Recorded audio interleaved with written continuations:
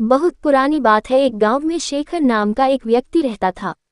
वह बड़ा मेहनती था, किंतु गांव में कोई रोजगार नहीं था। उसने सोचा कि मैं शहर चला जाता हूं, वहां मुझे मेरी योग्यता अनुसार मेहनत के पैसे मिल जाएंगे। ये सोचकर शेखर एक दिन अपने गांव से शहर की ओर चल दिया। शहर बहुत दूर था। चलते चलते शेखर थक चुका था। शेखर इतना थक गया था कि अब उससे बिल्कुल भी चला नहीं जा रहा था और वह थककर वहीं बैठ गया। तभी शेखर ने देखा कि वहां से कुछ दूरी पर एक झोपड़ी है और झोपड़ी में एक घोड़ा बंधा हुआ है। शेखर ने सोचा, क्यों ना इस घोड़े को किराए पर ले लूं और इसी से शहर चला जाता हूं। शेखर जैसे तैसे झोपड़ी पर तक पहुंचा। शेखर ने देखा वहां एक व्यक्ति खड़ा हुआ है। शेखर समझ गया कि यह अवश्य ही घोड़े का मालिक है। शेखर उस व्यक्ति से बोला, मुझे आगे शहर में जाना है और शहर यहाँ से कई किलोमीटर दूर है। मैं बुरी तरीके से थक चुका हूँ, तो क्या मैं आपका घोड़ा ले सकता हूँ? इस पर घोड़े का मालिक झुंझलाते हुए बोला, तुम्हें क्या मैं घोड़ा ऐसे ही दे दूं? शेखर बोला, मैं आपसे घोड़ा फ्री में नहीं लूंगा, इसके बदले मैं आपको घोड़े का किराया दूंगा। घोड़े का मालिक बोला, मैं तुम्हें घोड़ा किराए पर तो दे सकता हूं, किंतु मुझे अभी दूसरे गांव जाना है। अगर तुम मुझे उस गांव तक छोड़ दो तो मैं ये घोड़ा तुम्हें किराए पर दे सकता हूं। उद्धरण चिन्ह। शेखर झट से तैयार हो गया। शेखर घोड़े पर आगे बैठ गया और घोड़े का मालिक पीछे। गर्मी के दिन थे, बहुत तेज धूप थी। दोनों चलते चलते थक गए और पसीने से तरबतर हो गए। शेखर बोला, बहुत तेज गर्मी है और थकान भी बहुत हो रही है, कहीं थोड़ी देर आराम कर लिया जाए। दोनों ने इधर उधर देखा, किंतु कहीं भी कोई पेड़ नहीं दिखा।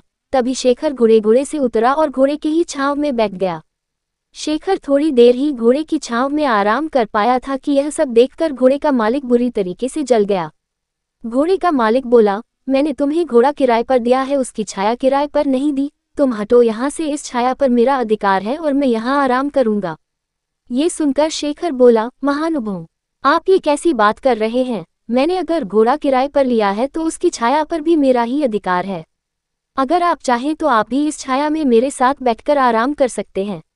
लेकिन घोड़े का मालिक बड़ा जिद्दी था। वह बोला, नहीं नहीं, इस छाया पर सिर्फ और सिर्फ मेरा अधिकार है और मैं ही इसकी छांव में बैठूंगा। तुम हटो यहाँ से। इतनी छोटी सी बात पर दोनों में जोर जोर से बहस होने लगी और बात तू मैं से हाथापाई पर आ गई। दोनों एक दूसरे से झगड़ने लगे और एक दूसरे पर लात घुसे बरसाने लगे। सुनसान जंगल में उनके बीच बचाव करने वाला भी कोई नहीं था।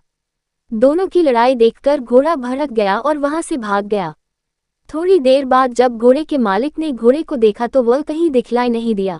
ये देखकर घोड़े का मालिक बोला, अरे मेरा घोड़ा कहाँ चला गया? वह तो अभी नया है। उसने ठीक से घर भी नहीं देखा, पता नहीं वह कहाँ गया और अब मैं उसे कैसे ढूंढूं? तभी शेखर बोला, अच्छा हुआ, तुम जैसे लोगों के साथ ऐसा ही होना चाहिए। अभी तुम छाया के लिए परेशान हो रहे थे, अब घोड़े की काया के लिए परेशान होना। घोड़े के मालिक को अपनी गलती का एहसास हुआ और अपना माथा पीट कर हाय तौबा करते हुए बैठ गया और बोला, मेरे थोड़े से लालच से मेरा कितना बड़ा नुकसान हो गया, मुझे अपनी करनी का फल मिल गया। घोड़े की छाया के लोभ के कारण घोड़े की काया से भी हाथ धो बैठा। शिक्षा। इस कहानी से हमें शिक्षा मिलती है कि लालच बुरी बला है और कभी कभी छोटे से लोभ के कारण बड़ा नुकसान उठाना पड़ सकता है।